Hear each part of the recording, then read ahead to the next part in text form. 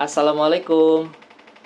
Perkenalkan, nama saya adalah Repto Sembodo dengan nomor MPM 2021-215-7004. Pada kesempatan kali ini, saya ingin mempresentasikan mengenai perspektif atau gagasan saya terkait hal dampak perkembangan iptek bagi masyarakat, serta bagaimanakah tayangan televisi yang baik yang dapat diperuntukkan atau dapat dipertontonkan bagi masyarakat umum.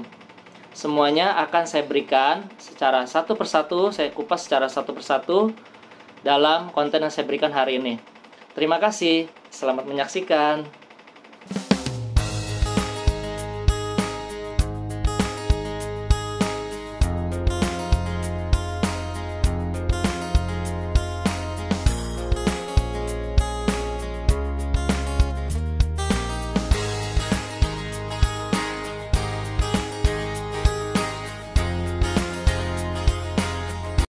Baiklah kawan-kawan, saya akan menjawab pertanyaan yang pertama, yaitu yang berkaitan mengenai dampak perkembangan iptek bagi masyarakat.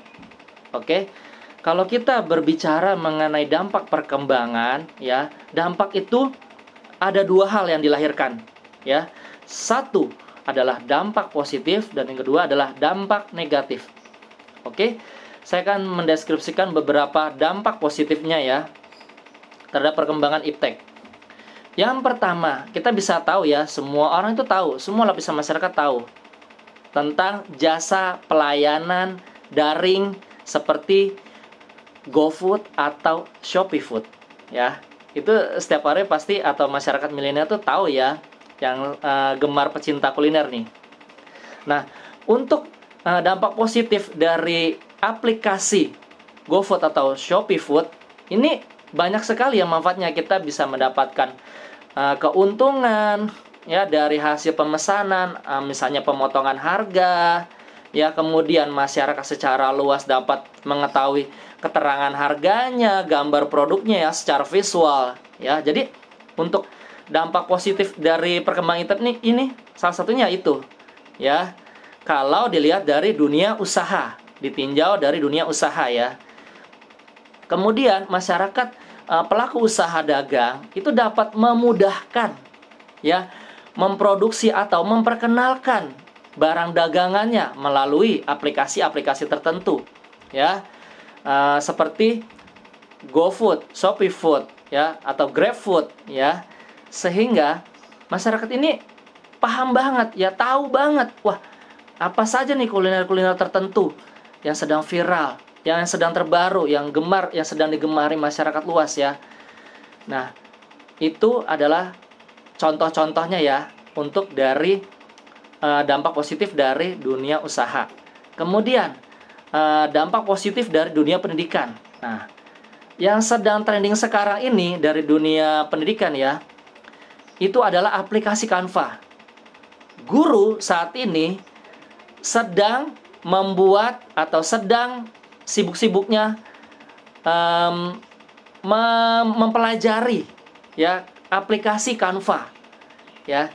Kalau kita lihat saat ini tuh di beberapa kelas atau rombel ya, sering terpampang jadwal piket ya, jadwal pelajaran, struktur organisasi kelas ya.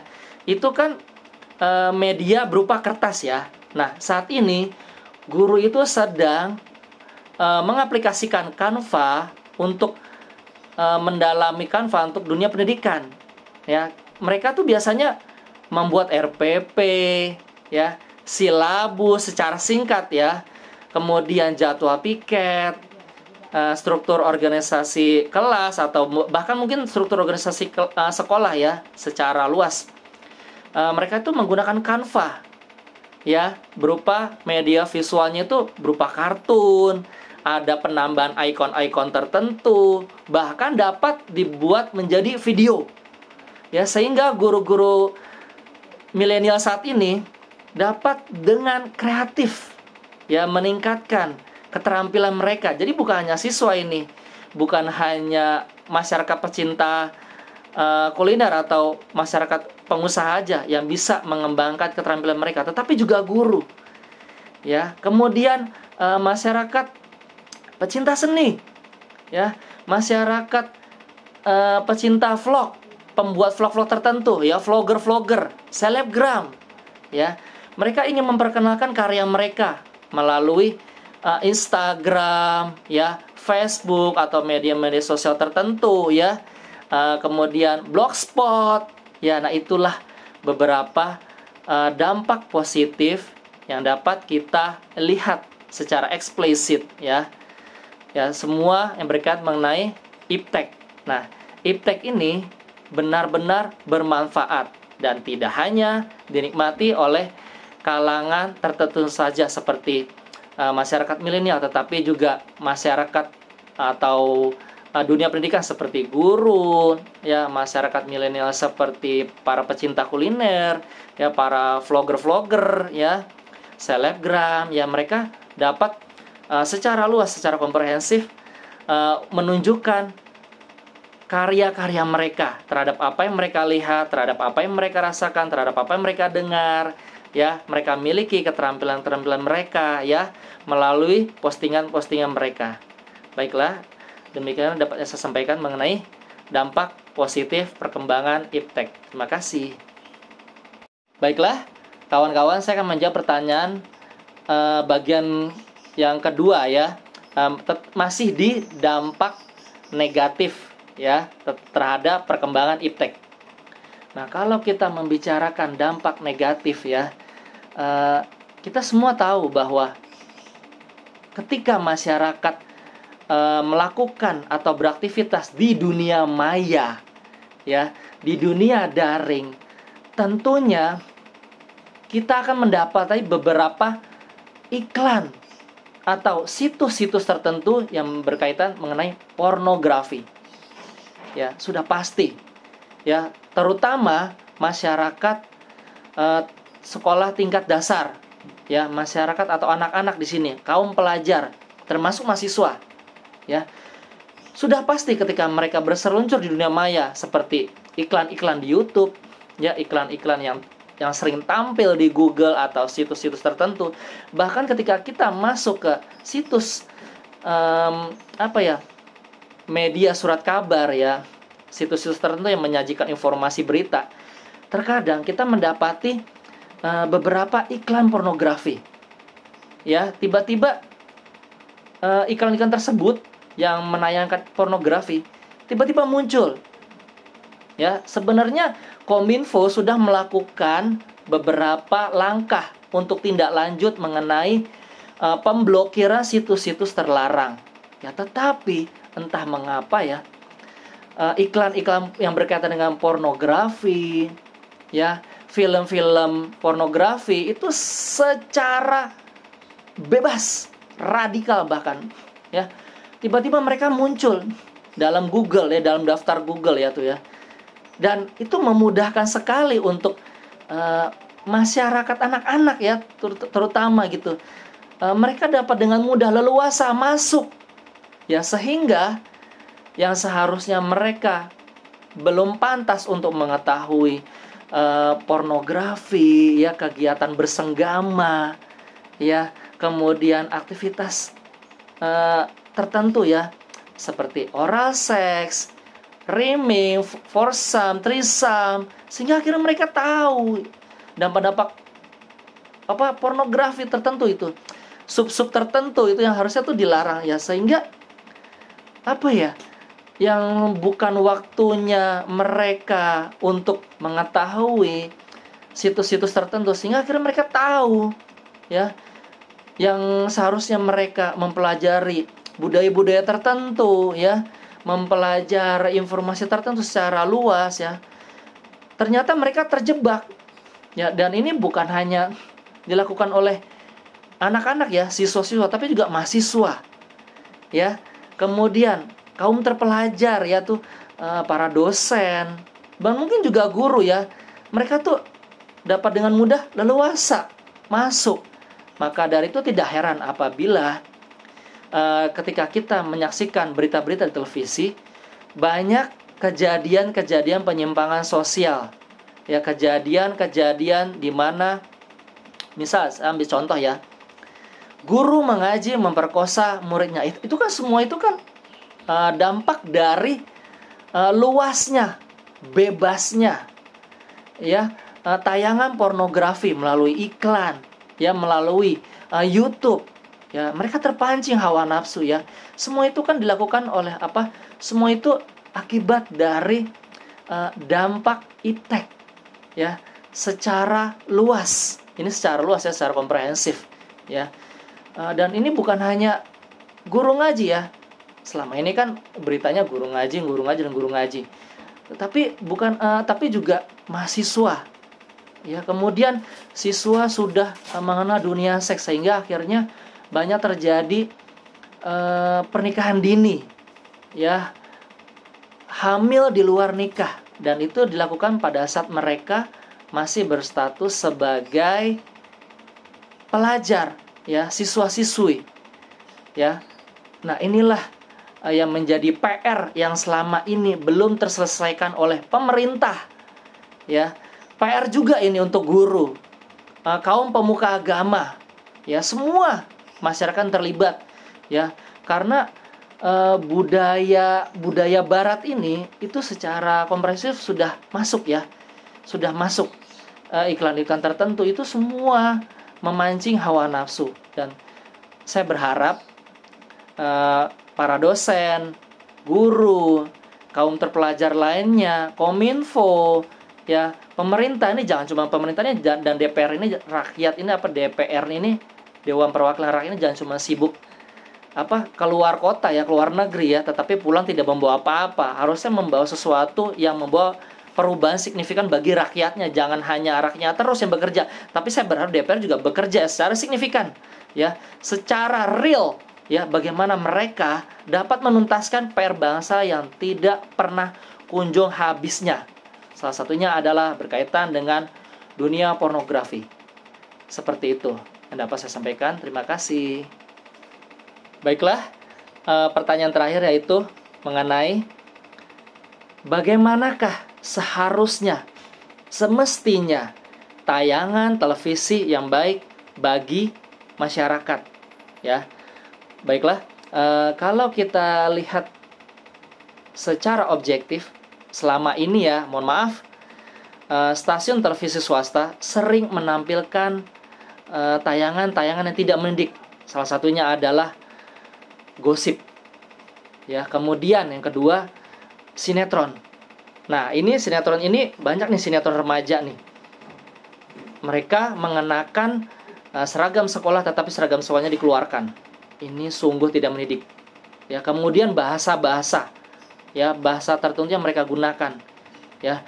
Mereka cenderung menggunakan bahasa prokem atau bahasa gaul, ya. Nah, ini benar-benar menunjukkan, ya, menunjukkan sisi negatif secara eksplisit, ya. Mereka tunjukkan secara gamblang, ya. Seharusnya para pembuat naskah sinetron atau drama itu seharusnya menggunakan bahasa Indonesia yang baku, bahasa Indonesia yang baik. Oke lah, jika memang tidak bisa menggunakan bahasa Indonesia yang bagus, setidaknya menggunakan bahasa Indonesia yang baik. Karena media televisi itu kan adalah media halayak umum, ya, halayak ramai. Sudah pasti akan ditonton oleh masyarakat, dan bukan hanya kaum ibu-ibu saja, ya, tetapi ternyata sinetron, drama, kemudian komedi itu juga ditonton oleh laki-laki, ya. Mereka itu juga menontonnya secara bergantian. Setelah menonton bola, sudah pasti mereka akan menonton drama, ya. Setelah setelah beraktivitas atau pulang dari kantor, mereka sudah pasti akan menonton sinetron dan sinetron. Pagi-pagi, bahkan pagi-pagi masyarakat sudah disajikan tontonan gosip. Nah, ini sudah sangat tidak mendidik, ya. Seharusnya media televisi itu memprioritaskan dunia edukasi. Itu yang pertama. Nah, terutama pada pagi hari, kegiatan pagi hari. Mengapa tidak ditampilkan tayangan-tayangan religi, ya, seperti tausiah-tausiah, seperti acara Mama Dede, Assalamualaikum Bunda. Nah, itu kan sangat baik, ya, untuk pembelajaran kita secara religi, ya, pembenahan diri kita secara religi. Nah, seharusnya seperti itu, ya. Jangan hanya menampilkan komedi dengan bahasa-bahasa yang tidak baik, ya. Kemudian tayangan gosip, pagi-pagi sudah disajikan dengan tayangan gosip. Ini sudah tidak menimbulkan dampak positif, ya. Ini sudah menimbulkan, melahirkan, menciptakan pemikiran-pemikiran yang negatif, ya, gagasan-gagasan atau ide-ide yang negatif, karena semua disajikan secara negatif, gitu. Kenapa tayangan televisi kita itu tidak disajikan kuis-kuis tertentu seperti kuis bahasa Inggris, ya, kuis bahasa Jepang, ya, bahasa Arab. Nah, kita ini kan orang Indonesia itu kan mayoritas itu kan orang Islam, ya. Kenapa tayangan televisi itu tidak membuat kuis-kuis tertentu menggunakan bahasa Jepang, bahasa Arab, ya, terutama, ya, sehingga kosakata mereka itu bertambah, perbendaharaan kata mereka itu bertambah melalui kuis-kuis tertentu menggunakan bahasa Arab. Kita ini kan masyarakat, orang Indonesia itu kan masyarakat mayoritas itu kan orang Islam, ya. Seharusnya kita ditambah, dibudayakan dengan tontonan-tontonan yang menyajikan tausiah-tausiah tertentu, sehingga mereka, para masyarakat atau audiens, dapat menambah kosakatanya, ya, dapat bertambah perbendaharaan katanya, ya, dapat mengenal secara luas, secara komprehensif, ya, mengenai pembelajaran-pembelajaran tertentu, ya. Nah, harusnya media televisi ini kita harus sadar, ya, para penikmat atau para pembuat televisi, ya, tayangan televisi harusnya lebih 70%, oke lah, paling tidak 60% memberikan tayangan-tayangan tertentu, ya, seperti tayangan religi, tayangan permainan seperti edukasi permainan bahasa Arab, ya, bahasa Inggris, ya. Kemudian kalau perlu kita menggunakan atau membuat drama televisi menggunakan bahasa Indonesia yang baku, tapi tentunya dengan alur cerita atau plot yang baik, bukan alur plot cerita yang ceritanya hanya berkaitan dengan drama melulu, semuanya berkaitan dengan dendam, ya, berkaitan dengan pemikiran-pemikiran negatif, ya. Semuanya itu tidak ditampilkan secara, ya, kesannya para pembuat drama, para pembuat tayangan televisi itu tuh tidak mempunyai konsep, gitu, tidak mempunyai konsep yang bagus untuk mendidik masyarakat, ya, untuk mendidik anak-anak bangsa. Karena selama ini kan anak-anak bangsa kita saat ini kan sedang gemar-gemarnya menikmati, mohon maaf, tayangan pornografi, ya.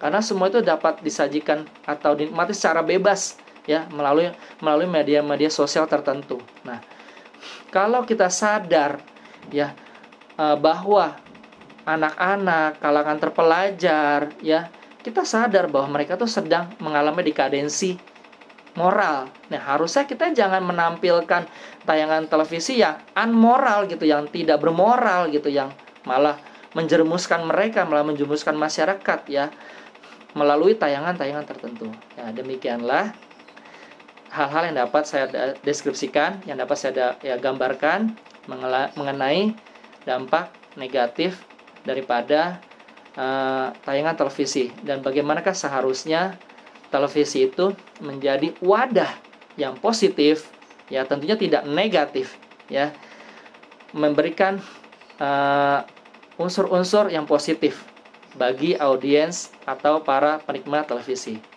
Terima kasih. Wassalamualaikum.